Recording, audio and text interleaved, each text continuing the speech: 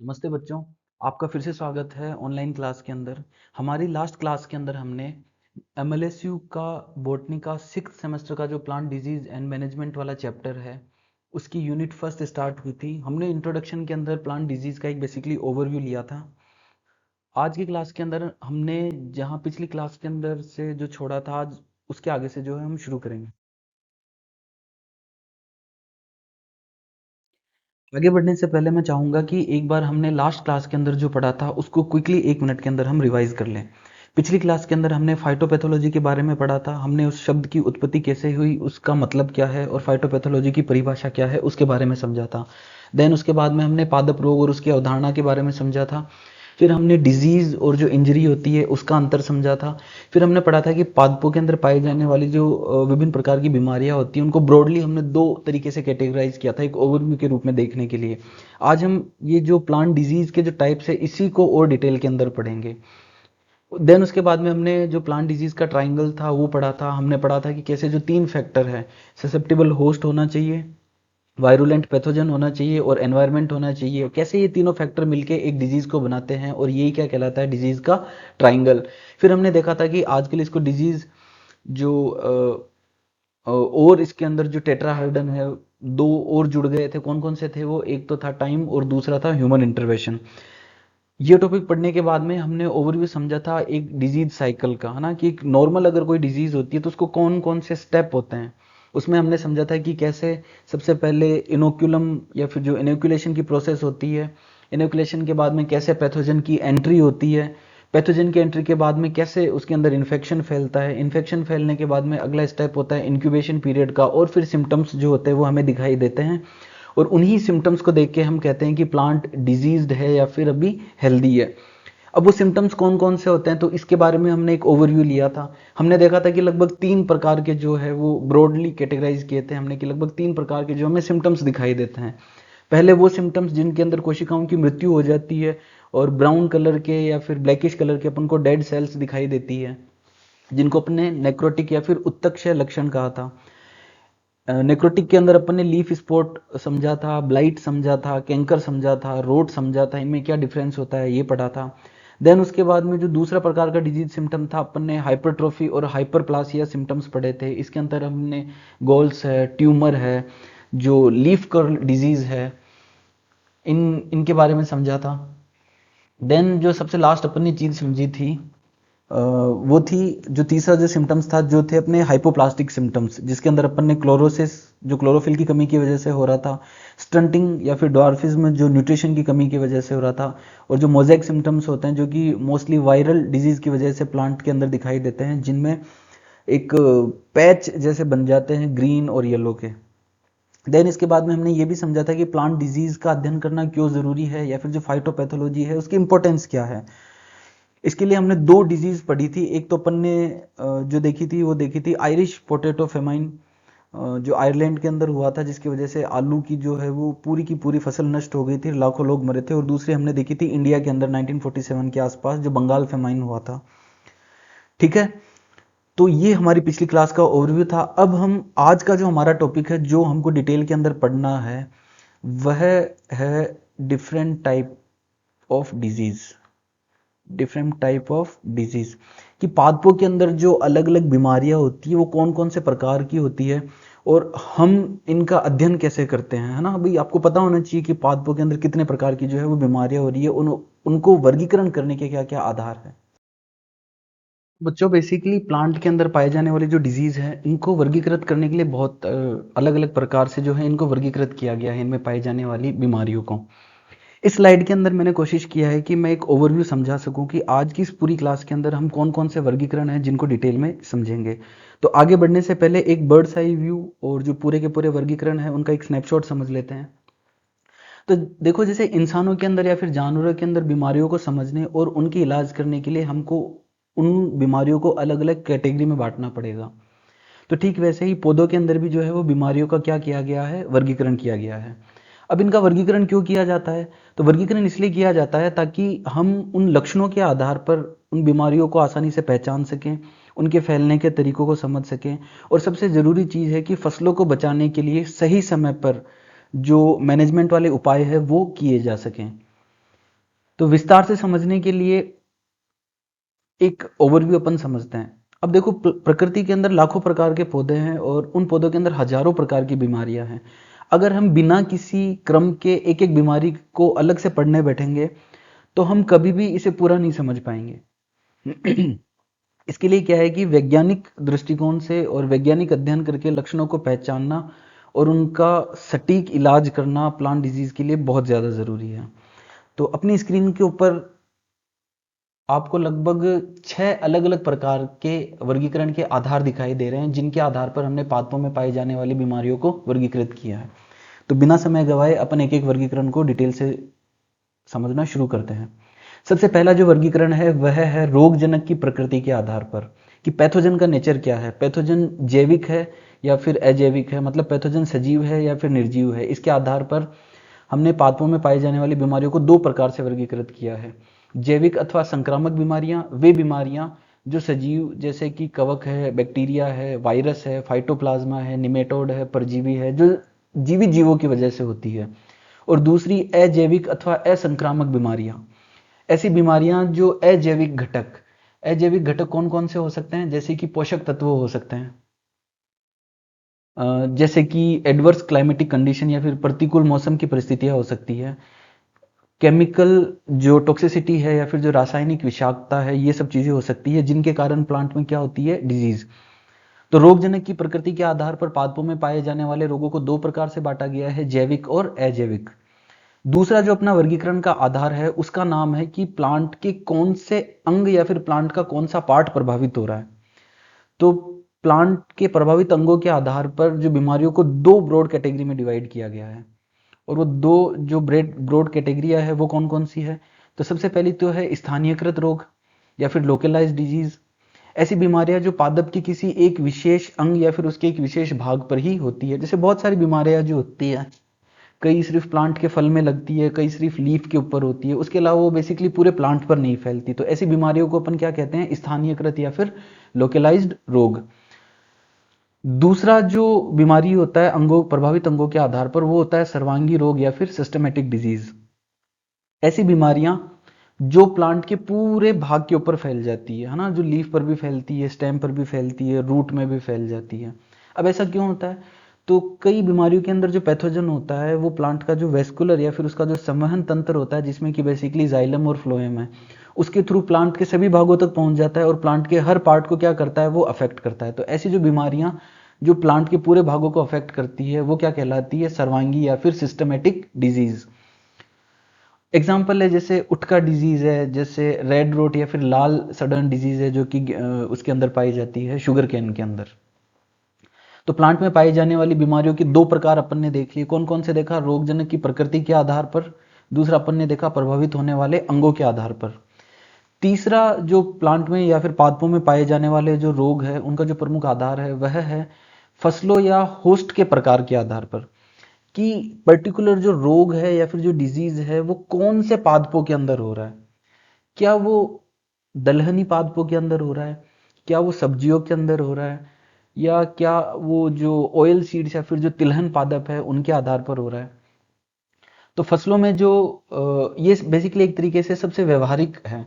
हम अगर खेती की दृष्टिकोण से देखें तो बीमारी किस फसल में लगती है, जैसे गेहूं और धान जैसी धान्य फसलें, आलू टमाटर जैसी सब्जियां हो गई, नींबू या आम जैसे फल हो गए, या फिर कमर्शियल क्रॉप हो गई जैसे कि गन्ना है, कपास है। तो इनके आधार पर भी फसलों में पाए जाने वाले रोगों को जो है वो वर्गीकृत किया जाता है ना। लाइक जैसे धान्य फसलें हो गए, सब्जियां हो गई, तिलहन में होने वाले रोग हो गए, कमर्शियल दृष्टि से जो प्लांट है उनके रोग हो गए।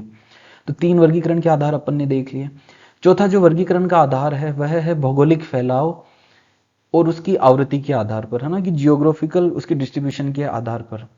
एग्जाम के दृष्टिकोण से अगर अपन बात करें तो यह सबसे महत्वपूर्ण आधार है पादपों में पाए जाने वाले रोगों को वर्गीकृत करने का। बीमारी कितनी बार हो रही है और कितने बड़े इलाके में फैलती है। क्या यह दार्जिलिंग जैसी किसी छोटी जगह पर हर साल आती है, ठीक है। तो ऐसी डिजीज जो एक पर्टिकुलर जगह पर ही आती है तो इनको अपन स्थानिक डिजीज या फिर एंडेमिक डिजीज कहते हैं, जो एक पर्टिकुलर एरिया तक ही सीमित होती है। तो ऐसे रोग जो सिर्फ एक पर्टिकुलर एरिया तक सीमित है वो रोग क्या कहलाते हैं, एंडेमिक डिजीज या फिर स्थानिक रोग। फिर कई रोग जो होते हैं वो एक जगह पर सीमित नहीं रह के और एक लार्ज एरिया के अंदर फैल जाते हैं, है ना। जैसे कि कोरोना का एग्जाम्पल, तो कोरोना क्या था, एक एपिडेमिक था जो कि एक स्थानीय क्षेत्र में नहीं रह करके एक लार्ज जियोग्राफिकल एरिया के अंदर फैलता है। तो ऐसे बीमारियों को अपन क्या कहते हैं, एपिडेमिक या फिर महामारी। भौगोलिक फैलाव के आधार पर तीसरी प्रकार की जो बीमारी आती है वो होती है विरल, या फिर इंग्लिश में अपन उसको कहते हैं स्पोरेडिक। ऐसी बीमारियां जो कभी कभार या फिर इक्का दुक्का जगह पर दिखती है ना, मतलब ना तो वो स्थानिक है ना वो महामारी है, उसके बीच की सी एक स्टेज है कि रैंडमली पॉकेट्स के रूप में कभी कभार छुटपुट छुटपुट जगह पर दिखती है। इन सबको विथ एग्जांपल अपन आने वाली क्लासों में, आज की क्लास के अंदर ही बेसिकली पढ़ेंगे। यहाँ पे मैं एक आपको ओवरव्यू दे रहा हूँ कि पूरी क्लास में हम पढ़ेंगे क्या।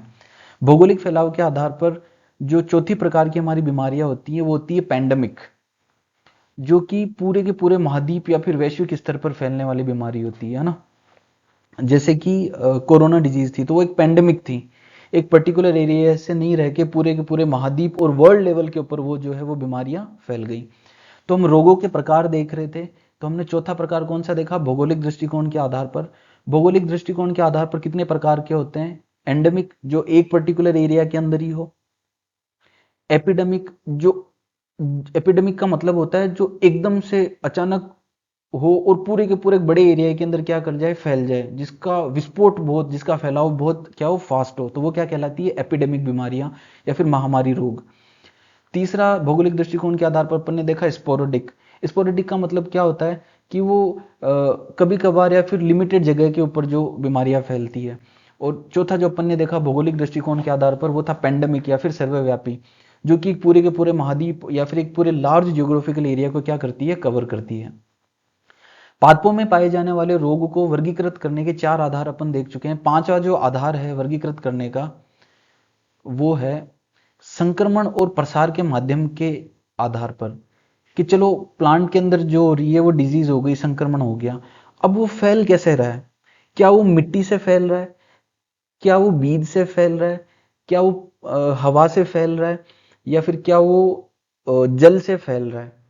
भाई प्लांट एक जगह से बीमारी हो गई, अब वो दूसरी जगह तक तो फैलेगी, तो उसका फैलने का माध्यम क्या है, उसके आधार पर पाए जाने वाली जो प्लांट डिजीज या फिर जो पादप रोग है उनको चार प्रमुख आधार पर डिवाइड किया गया है। मृदोड, ऐसा पादप रोग जो कि मिट्टी के जरिए फैलता है, मतलब जिसका जो इनोक्यूलम, पादप में रोग करने वाला जो तत्व है वो कहाँ है, मिट्टी के अंदर है। दूसरा जो होता है वो बिजोड़, ऐसी बीमारियां जो कि प्लांट के बीज के थ्रू फैलती है। बहुत सारे ऐसे बीज होते हैं, जैसे गेहूं के अंदर आप देखना कई बीज ब्लैक पड़ जाते हैं, उन ब्लैक के अंदर क्या होता है, इनोकुलम होता है। फिर उस दिखने में आपको बीज हेल्दी दिखेगा, लेकिन अगर आप उस बीज को उगाओगे तो वो प्लांट क्या रहेगा, डिजीज ग्रस्त होगा। तो ऐसे रोग जो किसके थ्रू फैलते हैं, बीज के थ्रू फैलते हैं। फिर तीसरा है एयरबोर्न, ऐसे रोग जो किसकी वजह से फैलते हैं, हवा की वजह से, है ना, कि पैथोजन के जो स्पोर्स है, इनोक्यूलम है, वो हवा की तरह फैल जाता है, पूरे फील्ड के अंदर क्या हो जाती है, बीमारी। और फिर कई जो पादप रोग उनका जो प्रसार होता है वो किसके थ्रू होता है, वाटर या फिर जल की वजह से। तो ये पांचवा आधार था। और जो छठा आधार है पादपों के अंदर पाए जाने वाले रोगों को वर्गीकरण करने का, तो वो है रोग जनक की आवृत्ति के आधार पर, कि एक सीजन के अंदर वह बीमारी कितनी बार फैल रही है। एक ही बार फैल रही होगी तो अपन उसको मोनोसाइक्लिक कहेंगे, अगर एक से ज्यादा बार फैल रही है तो अपन उसको क्या कहेंगे, पॉलीसाइक्लिक कहेंगे। साइकिल के आधार पर ये जो वर्गीकरण है, ये एक साइंटिस्ट थे जिनका नाम था जे.ई. वेंडर प्लैंक, उन्होंने बताया था। एक चक्रिक बीमारियां क्या होती है, जो साल में केवल एक ही बार होती है, या ऐसी बीमारी जो साल में केवल एक चक्र पूरा करती है। ये वाली जो बीमारियां होती है वो कंपेरेटिवली धीरे धीरे जो होती है इनका प्रसार होता है। और कुछ बीमारियां ऐसी होती है जो एक साल में एक से ज्यादा साइकिल पूरे कर लेती है, उनको अपन क्या कहते हैं, पॉलीसाइक्लिक। तो ये आज की हमारी पूरी क्लास का रोड मैप था, जिसके अंदर हमें पादपों में पाए जाने वाले रोग, उनकी विभिन्न प्रकार के जो वर्गीकरण है उनको पढ़ना है। तो हमने क्या समझा कि पादपों में पाए जाने वाले जो रोग है उनको हम मुख्य रूप से 6 प्रकार से वर्गीकृत करते हैं। रोगजनक की प्रकृति के आधार पर, जैविक अजैविक, प्रभावित अंगों के आधार पर स्थानीयकृत और सर्वांगी, फसल या फिर होस्ट के आधार पर, तो धान्य फसलों में होने वाले रोग, सब्जियों में होने वाले रोग, फल पर होने वाले रोग, तिलहनीय फसलों में होने वाले रोग, औद्योगिक फसलों पर होने वाले रोग। चौथा अपन ने देखा कि भौगोलिक फैलाव और आवृत्ति के आधार पर होने वाले रोग। इसमें अपन ने देखा एंडेमिक रोग, स्थानिक, एपिडेमिक रोग, महामारीय रोग, स्पोरोडिक या फिर विरल रोग, और सर्वव्यापी या फिर पैंडेमिक डिजीज।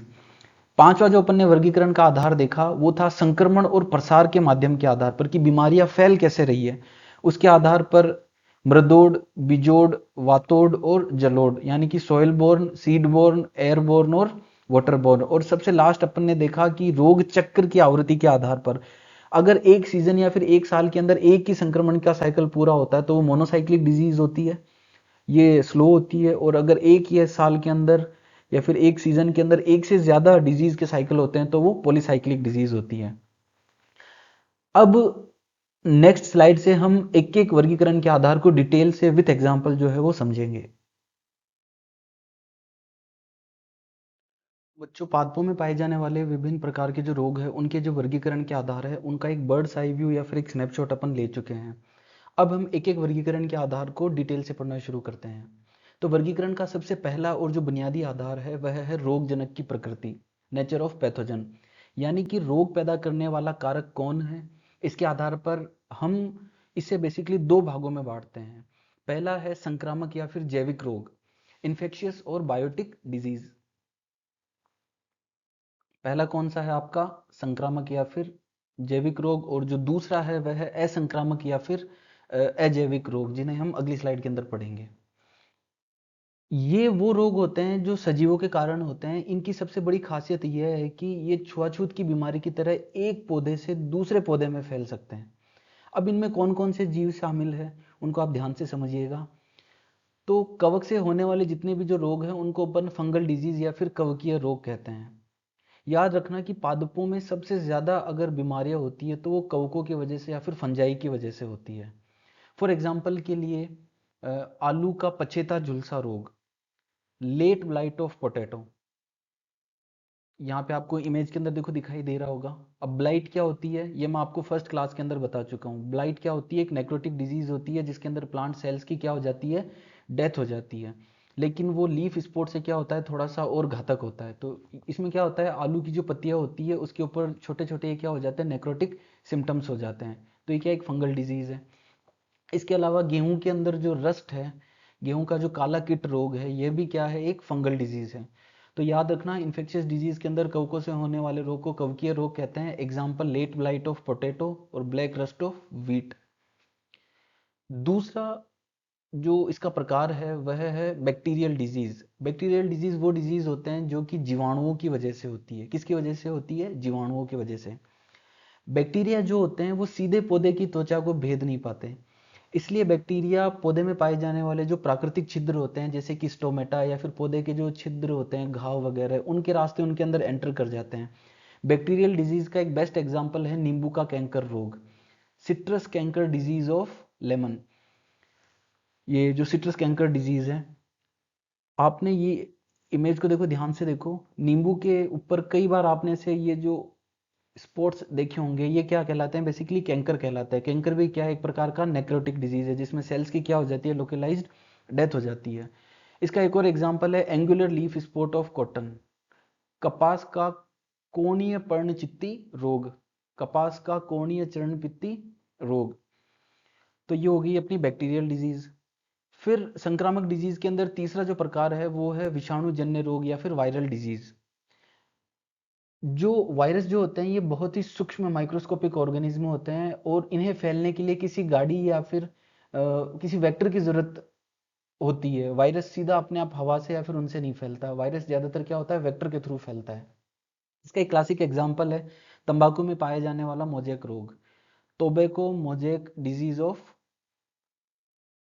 और जो दूसरा इसका एग्जांपल है वो है टोमेटो लीफ कर्ल, जिसके अंदर टमाटर की जो पत्तियां होती है वो क्या हो जाती है, कर्ल्ड हो जाती है। तो याद रहेगा वायरल डिजीज कौन कौन सी है, दो एग्जांपल, एक तो तंबाकू मोजेक वायरस डिजीज और दूसरा जो है वह है टोमेटो लीफ कर्ल डिजीज। अब इन्फेक्शियस या फिर बायोटिक जो डिजीज होती है उसके अंदर अगला हमारा प्रकार है फाइटोप्लाज्मिक या फिर स्पोरोप्लाज्मिक डिजीज। ये डिजीज क्या होती है, जो फाइटोप्लाज्मा होते हैं ये बेसिकली बैक्टीरिया की तरह ही होती हैं, लेकिन इनकी सबसे बड़ी खासियत ये है कि इनके चारों ओर किसी प्रकार की कोशिका भित्ति नहीं पाई जाती। इस वजह से ये जो फाइटोप्लाज्मा होता है इनका आकार क्या होता है, बदलता रहता है। इसके कारण ये पौधे की पत्तियों की बहुत जो होती है माइन्यूट पोर से भी एंटर कर जाते हैं इसके जो क्लासिकल एग्जाम्पल है वह है फाइलोडी ऑफ सेसेमी, तिल का फिलोडी रोग, जिसमें पत्तियां क्या हो जाती है, बहुत ज्यादा छोटी रह जाती है। और दूसरा इसका बेस्ट एग्जाम्पल है लिटिल लीफ ऑफ ब्रिंजल, बैंगन का छोटी पत्ती का रोग। देखो ये जो मैं प्लांट का पैथोजन और इनकी डिजीज के नाम ले रहा हूँ, ये आपको याद रखना है। एग्जाम में सीधा क्वेश्चन आ जाता है कि कोई भी दो फंगल डिजीज का नाम लिखो, फाइटोप्लाज्मा से होने वाली किन्हीं दो बीमारियों का नाम रखो, या फिर मैच करने के लिए आ सकता है कि तंबाकू का मोजेक रोग किससे होता है, तो आपको मैच करना पड़ेगा ये किससे होता है, वायरस से। अगला जो अपना एग्जाम्पल है रोगजनक की प्रकृति के आधार पर संक्रामक रोगों के अंदर, वो है फाइटोप्लाज्मा या फिर स्पाइरोप्लाज्मा, जो कि अपन ऑलरेडी मैं बता चुका हूँ। अगला जो है वह है निमेटोड से होने वाले रोग। अब निमेटोड क्या होते हैं, तो निमेटोड बेसिकली कृमि होते हैं जो कि किसके अंदर पाए जाते हैं, मिट्टी के अंदर। ये मिट्टी के अंदर रहने वाले बहुत ही बारीक धागे जैसे राउंड वर्म्स टाइप के जो होते हैं, क्या होते हैं, कीड़े होते हैं। ये सीधे पौधे की जड़ों पर हमला करते हैं। यह पौधे की जड़ों में घुस करके क्या बना देते हैं, पौधे के अंदर गांठ बना देते हैं, जिससे क्या होता है, पौधा पोषक तत्व नहीं सोख पाता है। इसके एग्जाम्पल है गेहूं का tundu disease, tundu disease of wheat, tundu disease of wheat. और दूसरा इसका एग्जाम्पल है रूट नोट डिजीज, जड़ गांठ रोग, जिसमें क्या हो जाते हैं, जड़ों के अंदर क्या बन जाती है, गांठें। अगला अपना जो एग्जाम्पल है वह है परजीवी। कुछ पौधे ऐसे होते हैं जो दूसरे पौधों के ऊपर रहकर उनसे अपना न्यूट्रिशन प्राप्त करते हैं और परजीवी के रूप में रहते हैं। तो ऐसे पौधे भी क्या करते हैं, डिजीज उत्पन्न करते हैं। अब इसका क्लासिकल एग्जाम्पल है अमरबेल। क्लासिकल एग्जाम्पल क्या है, अमरबेल या फिर कस्कुटा और लोरेंथस। अब इनके पास क्या होता है, जो परजीवी पादप होते हैं इनके पास खुद का किसी भी प्रकार का क्लोरोफिल नहीं होता, इसलिए ये क्या करते हैं, जो इनके होस्ट प्लांट, जो परपोषी प्लांट होते हैं उनके ऊपर उनसे अटैच हो जाते हैं और उनकी जड़ों को पेनिट्रेट करवाते हैं, और उनकी जड़ों के थ्रू ये क्या करते हैं, परपोषी से भोजन अवशोषित करके उन पे क्या करते हैं, डिजीज करते हैं। तो यहाँ पे अपन वर्गीकरण का पहला आधार पढ़ रहे थे, जो कि है रोग कारक। रोग कारक के आधार पर, रोग कारक के आधार पर अपन ने देखा बायोटिक होता है और एबायोटिक होता है। और बायोटिक के अंदर अपन ने फिर ये फर्दर इसके प्रकार पढ़े, कवकीय रोग, जीवाणुजन्य रोग, विषाणुजन्य रोग, फाइटोप्लाज्मिक रोग, निमेटोडिक रोग और पैरासाइटिक जो होती है वो डिजीज। इन सब के आपको एग्जाम्पल याद रखने हैं, बैक्टीरिया से कौन सा डिजीज हो रहा है, फंगल से कौन सा डिजीज हो रहा है। अब हम इसका जो दूसरा प्रकार है जो कि है असंक्रामक या फिर अजैविक रोग, अगली स्लाइड के अंदर उसको पढ़ते हैं। अब हम बात करते हैं दूसरे भाग की, जिसे हम असंक्रामक या फिर अजैविक रोग भी कहते हैं। यहाँ कोई जीवित जीव या फिर रोगाणु शामिल नहीं होता। ये जो रोग होते हैं ये पूरी तरह से पर्यावरण की खराब परिस्थितियों या फिर जो आपके पोषक तत्वों का असंतुलन होता है इसके कारण होते हैं। इसलिए ये कभी भी एक पौधे से दूसरे पौधे में संक्रमण की तरह नहीं फैलते, जैसे कि बायोटिक या फिर संक्रामक रोग फैल रहे थे, जो कि वायरस, बैक्टीरिया, फाइटोप्लाज्म या फिर निमेटोड इनकी वजह से हो रहे थे। अब एबायोटिक या फिर जो नॉन इन्फेक्शियस डिजीज है, इनके कौन कौन से प्रमुख प्रकार है, तो एक इसका प्रकार है पोषक तत्वों की कमी की वजह से होने वाले रोग। इसका बेस्ट एग्जांपल है धान के खेत के अंदर जिंक पोषक तत्व की कमी से एक रोग होता है जिसको अपन कहते हैं खेरा डिजीज ऑफ राइस, जिसका क्या नाम है, धान का खेरा रोग। तो कोई पूछ ले कि धान का खेरा रोग कैसा डिजीज है, तो एबायोटिक और नॉन इन्फेक्शियस डिजीज है। कोई पूछ ले कि कौन से पोषक तत्व की कमी की वजह से चावल के अंदर खेरा डिजीज होता है, तो जिंक नामक पोषक तत्व की कमी से क्या होता है, चावल का खेरा डिजीज होता है। अब नॉन इन्फेक्शियस डिजीज के अंदर जो दूसरा प्रकार आता है वो होता है एडवर्स एनवायरमेंटल कंडीशन, प्रतिकूल वातावरणीय परिस्थितियां। फॉर एग्जाम्पल जैसे अत्यधिक ठंड पड़ जाए, पाला पड़ जाता है, उसकी वजह से पौधों में बीमारियां होती है। ज्यादा अगर तापमान होता है उसकी वजह से बीमारियां होती है। और अब मान लो कि बहुत ज्यादा धूप पड़ गई, उसकी वजह से पौधे क्या हो जाती है, झुलस जाते हैं, जिसको अपन सन स्केल्ड कहते हैं। फिर तीसरा मान लो जल भराव हो गया, बहुत ज्यादा पानी आ गया, खेतों में से पानी निकल नहीं पा रहा है और वाटर लॉग सिचुएशन आ गई, जैसा कि आपको इस डायग्राम के अंदर दिखाई दे रहा है यहाँ पे। तो उसकी वजह से क्या हो जाएगा कि जड़ों को ऑक्सीजन नहीं मिल पाएगी, ऑक्सीजन नहीं मिल पाएगी तो पौधे अल्टीमेटली क्या हो जाएंगे, डेथ हो जाएगी पौधे की। फिर प्रतिकूल वातावरणीय परिस्थितियों में अगला एग्जाम्पल आता है मिट्टी के अंदर सैलिनिटी या फिर लवणीयता बहुत ज्यादा हो जाती है, तो उसकी वजह से भी पौधे जो होते हैं जल अवशोषित नहीं कर पाते और क्या हो जाती है, उनकी डेथ हो जाती है। तो एबायोटिक के अंदर पहला अपन ने देखा पोषक तत्वों की कमी, दूसरा अपन ने देखा प्रतिकूल वातावरणीय परिस्थितियों के कारण होने वाली बीमारियां, अत्यधिक ठंड की वजह से, ज्यादा तापमान की वजह से, जल भराव की वजह से और मिट्टी के अंदर सैलिनिटी की वजह से। तीसरा जो एबायोटिक के अंदर एग्जाम्पल है वह है रासायनिक विषाक्तता या फिर केमिकल टॉक्सिसिटी। कीटनाशकों या खरपतवार का अगर अपन गलत छिड़काव करते हैं तो उसकी वजह से भी पौधे क्या हो जाते हैं, रोगग्रस्त हो जाते हैं, झुलस जाते हैं और उनकी क्या हो जाती है, डेथ हो जाती है। ये जो कंडीशन कि रासायनिक छिड़काव की वजह से पौधे जो झुलस जाते हैं, ये कंडीशन कहलाती है फाइटोटॉक्सिसिटी। क्या कहलाती है? फाइटोटॉक्सिसिटी। तो वर्गीकरण का जो पहला आधार था वो अपन ने बायोटिक और एबायोटिक दोनों देख लिया, डिटेल के अंदर इनके सब डिवीजन देख लिए। अब हमारा जो वर्गीकरण का दूसरा आधार था उसके ऊपर अपन चलते हैं। तो जो फर्स्ट स्लाइड जिसके अंदर मैंने आपको स्नैपशॉट बताया था उसमें हमारा वर्गीकरण का जो दूसरा आधार था वो क्या था? पौधे के प्रभावित होने वाले अंगों के आधार पर। याद है, इसके आधार पर अपन ने दो प्रकार की जो पादप के रोग पढ़े थे। एक तो कौन कौन से थे? लोकलाइज्ड, जो कि पौधे के एक पर्टिकुलर भाग पर हो रहे थे, और दूसरे अपन ने पढ़े थे सिस्टमेटिक, जो कि पूरे प्लांट के अंदर फैल रहे थे। तो सबसे पहले हम समझते हैं लोकलाइज्ड। प्रभावित अंगों के आधार पर सबसे पहला कौन सा हम समझेंगे? लोकलाइज्ड या फिर स्थानीय रोग। स्थानीय रोग ये बेसिकली वो रोग होते हैं जो कि पौधे के किसी एक विशेष हिस्से, जैसे उसकी पत्ती पर या फिर सिर्फ फल पर या फिर किसी एक लिमिटेड पार्ट के ऊपर ही क्या होते हैं, सीमित रहते हैं। जैसे पत्तियों पर छोटे छोटे लीफ स्पॉट हो जाते हैं, या फिर फल अगर पर्टिकुलर सड़ जाता है। तो अब देखो यहाँ पर सारे फल नहीं सड़े, एक पर्टिकुलर कोई फल सड़ गया और इसने किसी प्लांट के दूसरे पार्ट जैसे लीफ है ये क्या रही, अप्रभावित रही। तो फ्रूट रोट और जो लीफ स्पॉट है ये किसका एग्जाम्पल है? लोकलाइज्ड डिजीज के, स्थानीयकृत रोग के। और प्रभावित अंगों के आधार पर दूसरा जो अपना प्रकार आता है वो कौन सा आता है? सर्वांगी रोग या फिर सिस्टमेटिक रोग। इसमें क्या होता है? रोगजनक पौधे के किसी एक हिस्से पर रुकने के बजाय उसके पूरे संवहन तंत्र यानी जाइलम और फ्लोएम के थ्रू पूरे प्लांट के अंदर फैल जाता है, और नतीजा क्या निकलता है? पूरा का पूरा पौधा ही बीमार हो जाता है और सूख जाता है। इसका एग्जाम्पल मैं बताऊं, जैसे अरहर के अंदर एक डिजीज होती है जिसका नाम है अरहर की उटका बीमारी। क्या नाम है? अरहर की का बीमारी। Fusiform wilt of pigeon P. Fusiform wilt of pigeon P. तो ये आपको याद रखना है कि अरहर की उटका जो बीमारी है ये एक विल्ट डिजीज है, और ये किसकी वजह से, ये कौन से प्रकार की डिजीज है? एक सिस्टमेटिक डिजीज है जो कि फ्यूजिफोरम फंगस की वजह से होती है। दूसरा एग्जाम्पल है गन्ने के अंदर पाया जाने वाला लाल सड़न रोग, red rot sugar corn of, red rot disease of sugar corn. इसमें देखो पूरे के पूरे गन्ने के एक पर्टिकुलर पार्ट पर डिजीज नहीं होके पूरे के पूरे गन्ने के अंदर ही क्या बन जाती है, ये रेडिश कलर की स्ट्रक्चर बन जाती है पैथोजन की। तो बात समझ में आ गई। वर्गीकरण का दूसरा आधार अपन ने समझा जो कि था प्रभावित अंगों के आधार पर। फिर अपन ने देखा कि ये दो प्रकार का होता है, स्थानीयकृत रोग, ऐसे रोग जो पौधे के एक पर्टिकुलर भाग पर होते हैं, एग्जाम्पल लीफ स्पॉट और फ्रूट रोट। दूसरा अपन ने देखा सिस्टमेटिक डिजीज, ऐसी रोग जो पर्टिकुलर पौधे के एक भाग पर नहीं होकर पूरे के पूरे पौधे के ऊपर फैलते हैं।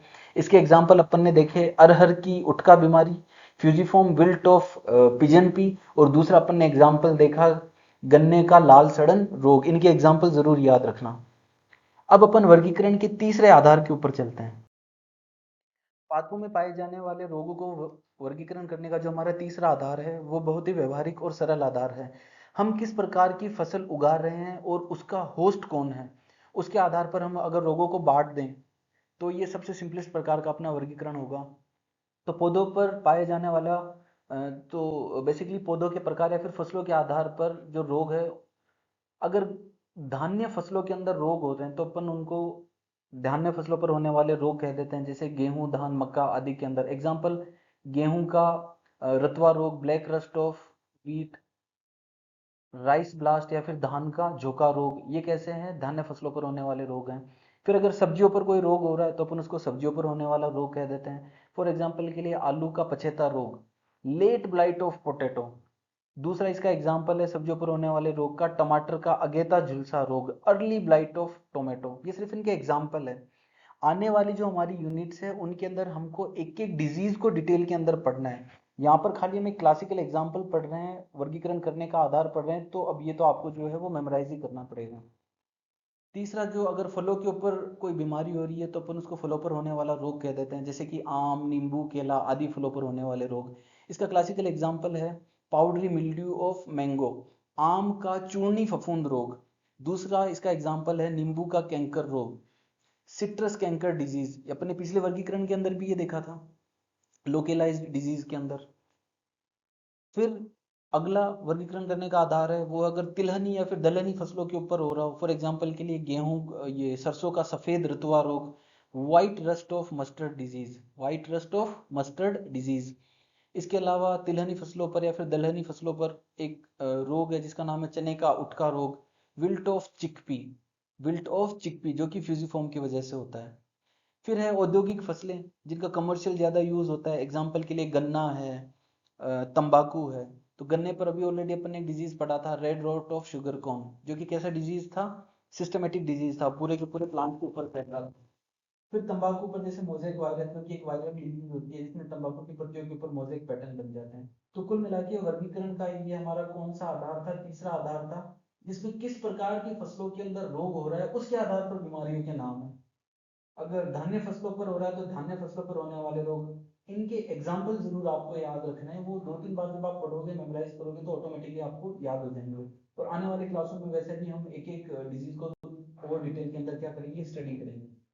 तो अब अपन वर्गीकरण का तीसरा आधार अपन ने पढ़ लिया, अब अपन वर्गीकरण के चौथे आधार के ऊपर चलते हैं। अब जो आपको स्क्रीन के ऊपर दिखाई दे रहा है ये पादप में पाए जाने वाले रोगों को वर्गीकृत करने का चौथा आधार है। इसके अंदर हम रोग की आवृत्ति और उसके भौगोलिक फैलाव के आधार पर पादप रोगों को क्या करते हैं, वर्गीकृत करते हैं। तो इसके आधार पर देखो मैंने टेबुलर फॉर्मेट के अंदर बताया कि टोटल मेजरली 4 प्रकार के रोग होते हैं। पहले कौन से होते हैं, स्थानिक रोग या जिनको अपन क्या कहते हैं, एंडेमिक डिजीज, स्थानिक रोग या फिर जिनको अपन क्या कहते हैं, एंडेमिक डिजीज। एंडेमिक जो डिजीज होती है ये वो बीमारियां हैं जो किसी एक विशेष क्षेत्र या देश में नियमित रूप से और हर साल मध्य से गंभीर रूप में पाई जाती है, यानी ये यहाँ पर हमेशा मौजूद रहती है। इसका बेस्ट एग्जांपल है आलू का वार्ट रोग, वार्ट डिजीज ऑफ पोटैटो। अब यहाँ देखो ये आलू के वार्ट रोग का एग्जांपल है। ये अब दार्जिलिंग के अंदर हमेशा हर साल आपको ये डिजीज देखने की मिलती है। तो ये कौन सी डिजीज हो गई, एंडेमिक डिजीज। एंडेमिक डिजीज को याद रखना, ये किसी विशेष क्षेत्र में होते हैं, नियमित रूप से होते हैं और हर साल मध्यम से गंभीर रूप से पाए जाते हैं। तो ऐसी बीमारियां, ऐसे पादप रोगों को अपन क्या कहते हैं, एंडेमिक रोग या फिर स्थानिक रोग कहते हैं। इसका एग्जाम्पल क्या है, आलू का वार्ट रोग। कहां पर पाया जाता है, ये दार्जिलिंग के अंदर। दूसरे प्रकार का भौगोलिक स्थिति के आधार पर अपनी जो बीमारी होती है वो होती है महामारी रोग या फिर एपिडेमिक और एपिफाइटोटिक डिजीज। दूसरे प्रकार की कौन सी बीमारियां हैं, एंडेमिक या फिर एपिफाइटोटिक डिजीज। अब ये क्या होती है साहब, तो एंडेमिक या फिर ये ऐसे रोग होते हैं जो आमतौर पर तो शांत रहते हैं, लेकिन जैसे ही इनको अपना अनुकूल वातावरण मिलता है तो ये किसी क्षेत्र में अचानक और व्यापक रूप से फैलते हैं, यानी कि नियमित अंतराल में नहीं होते। ये वहां पर डिजीज मौजूद रहती है पर ये वेट करती है, जब इसको अनुकूल परिस्थितियां मिलती है ये तभी फैलती है। और ये अचानक से फैलती है और बहुत कम टाइम के अंदर पूरे के पूरे एरिया के अंदर फैल जाती है, जिससे फसलों का क्या हो जाता है, भारी विनाश हो जाता है। इसका एग्जाम्पल है रस्ट ऑफ व्हीट। क्या एग्जाम्पल इसका, रस्ट ऑफ व्हीट, गेहूं का गेरुई रंग। और इसका एक और एग्जाम्पल है जिसका नाम है आलू का पछेता झुलसा रोग, आलू का पछेता झुलसा रोग, लेट ब्लाइट ऑफ पोटैटो। तो याद रहेंगे, मैं वापस कह रहा हूँ, एग्जाम्पल एग्जाम के अंदर सिंपल सा लिखने के लिए आएगा या फिर मैच करने के लिए आएगा, तो आपको पता होना चाहिए। कोई पूछ ले कि एपिडेमिक क्या होती है, एपिडेमिक रोग क्या होता है, तो डेफिनेशन लिख देना कि ये रोग किसी क्षेत्र के अंदर अचानक से फैलते हैं और व्यापक रूप से फैलते हैं, जिससे भारी विनाश होता है, अनुकूल परिस्थितियां मिलने पर ही ये रोग फैलते हैं। इसके एग्जाम्पल है रस्ट ऑफ व्हीट और लेट ब्लाइट ऑफ पोटैटो। भौगोलिक फैलाव के आधार पर तीसरे प्रकार के जो रोग होते हैं वो होते हैं, उसका नाम है विरल या परकीन रोग, स्पोरेडिक डिजीज। अब स्पोरेडिक डिजीज कौन से डिजीज होते हैं, तो ये ऐसे रोग होते हैं जो किसी क्षेत्र में कभी कभार या फिर एक नियमित अंतराल पर और बहुत कम या फिर गिने चुने स्थानों के अंदर ही आपको देखने के लिए मिलते हैं। तो इस प्रकार के रोग जो किसी स्थान पर गिने चुने क्षेत्र पर मिलते हैं, कभी कभार होते हैं, बहुत कम अंतराल के बाद में या फिर बहुत कम बार ही उनको देखने को मिलते हैं, तो ऐसी बीमारियों को अपन क्या कहते हैं, स्पोरेडिक डिजीज। इसके एग्जाम्पल कौन कौन से हैं, तो स्पोरेडिक डिजीज का एग्जाम्पल याद रखना, बाजरे का ग्रीन ईयर रोग, ग्रीन ईयर डिजीज ऑफ बाजरा, बाजरे का हरित बाली रोग, ये कैसी डिजीज है, स्पोरेडिक डिजीज है। फिर है धान का भूरा पर्ण चित्ती रोग, धान का भूरा पर्ण चित्ती रोग, यानी कि brown leaf spot of rice. Rice की पत्तियों के ऊपर ये जो ब्राउन कलर के धब्बे हो जाते हैं, ये भी किसी डिजीज और स्पॉटिंग डिजीज है। और सबसे लास्ट जो अपना भौगोलिक क्षेत्र के आधार पर ये प्रकार है, वो है अपना सर्वव्यापी रोग। सॉरी, ये अभी मैंने गलत एग्जांपल दे दिया। ये जो ब्राउन लीफ और स्वीट है ना, एक्चुअली में एक पैंडेमिक डिजीज है जो कि पूरे वर्ल्ड वाइड पाई जाती है। जहां जहां चावल की खेती होती है वहां पर ये बीमारी पाई जाती है। तो भौगोलिक क्षेत्र के आधार पर चौथा प्रकार कौन सा होता है? पैंडेमिक। ये ऐसी बीमारियां होती है जो किसी एक देश या फिर किसी एक पर्टिकुलर जियोग्राफिकल एरिया तक सीमित नहीं रहकर पूरे के पूरे महाद्वीप या फिर एक लार्ज एरिया को क्या करती है? प्रभावित करती है। तो याद रह जाएगा। वर्गीकरण, अपन पादप रोगों का वर्गीकरण पढ़ रहे थे, तो उसके आधार पर ये अपन ने पढ़ा कि वर्गीकरण भौगोलिक क्षेत्र के आधार पर, और इसके आधार पर अपन ने चार भागों में बांटा: स्थानिक डिजीज, महामारी है डिजीज, और स्पोरेडिक डिजीज और पेंडेमिक डिजीज। एक बार फिर से इसको अच्छे से रिवाइज करना और इसके एग्जाम्पल जो है वो याद रखना, एग्जाम में लिखने के लिए इंपॉर्टेंट है। तो हम पादपों में पाए जाने वाले रोगों का वर्गीकरण पढ़ रहे थे। ऑलरेडी चार प्रकार के आधार जिनके आधार पर अपन उनको वर्गीकृत करते हैं अपन पढ़ चुके हैं। अब हमारा जो पांचवा वर्गीकरण इस बात पर निर्भर करता है कि जो पैथोजन है वो प्रतिकूल मौसम में जीवित रहने के लिए, नए पौधों को संक्रमित करने के लिए किस चीज का यूज करता है, मतलब उसका वेक्टर क्या है, एक जगह से दूसरी जगह पर वो फैलता कैसा है, उसका इनोक्यूलम किसके अंदर रहता है। तो उसके आधार पर हम निम्नलिखित भागों के अंदर इनको डिवाइड करते हैं। सबसे पहला है सॉइल बोर्न डिजीज। इसमें जो रोगजनक या फिर जो पैथोजन होता है वो मिट्टी के अंदर जीवित रहता है और सीधे जड़ों के माध्यम से पौधों पर आक्रमण करता है। इसका बेस्ट एग्जांपल है जड़ सड़न या फिर जो है रूट रोट डिजीज। और कौन सा इसका एग्जांपल है? वो है उटका या ग्लानी रोग या फिर विल्ट डिजीज। तो दो जो डिजीज है, एक तो रोट डिजीज, रूट रोट, और विल्ट डिजीज, ये कौन से होते हैं? सॉइल बोर्न डिजीज होते हैं। इनका जो पैथोजन होता है वो मिट्टी में रहता है और जड़ों के थ्रू पौधे में क्या करता है? अटैक करता है। दूसरा जो अपना एग्जांपल है वह है बिजोड़ रोग या फिर सीड बोर्न डिजीज।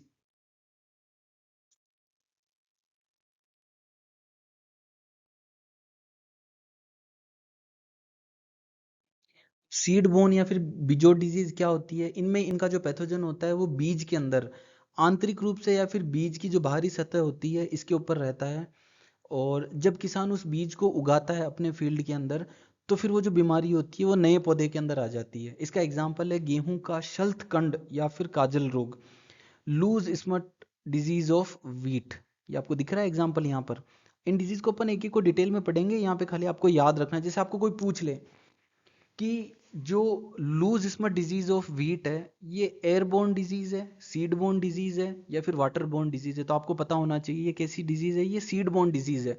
ऑलरेडी ये बीज के साथ ही क्या होती है? पौधे के अंदर स्टार्ट हो जाती है। फिर तीसरा जो प्रकार है वो है एयरबोर्न डिजीज। इसमें क्या होता है? बीजाणु हवा के माध्यम से उड़कर एक स्वस्थ पौधे से दूसरे पौधे के ऊपर पहुंचता है। ठीक है।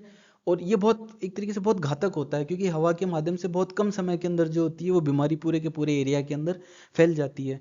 जैसे ब्लाइट डिजीज ऑफ लीफ, गेहूं ये पत्तियों पर पाए जाने वाली जो ब्लाइट डिजीज है, या फिर गेहूं का जो रस्ट डिजीज है, गेहूं का जो किट रोग है, वो कौन सी डिजीज होती है? वो एयरबोर्न डिजीज होती है। फिर अगला जो अपना प्रकार है वो है जलोढ़ डिजीज या फिर वाटरबोर्न डिजीज। वाटरबोर्न डिजीज क्या होती है? ये सिंचाई के पानी या फिर बारिश की जो बौछार होती है उसके जरिए जो पैथोजन होता है वो एक पौधे से दूसरे पौधे के ऊपर फैलता है और क्या करता है? संक्रमित करता है पौधों को। इसका एग्जाम्पल है bacterial leaf blight of rice.